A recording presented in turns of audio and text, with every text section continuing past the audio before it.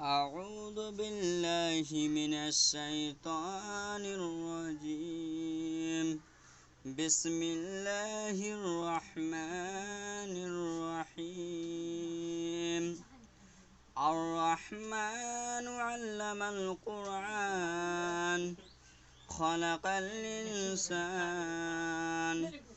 علمه البيان الشمس والقمر بحسبان والنجم والشجر يسجدان والسماء رفعها ووضع الميزان ألا تطغوا في الميزان وأقيموا الوزن بالقسط ولا تخسروا الميزان والعرج وجعل للعنان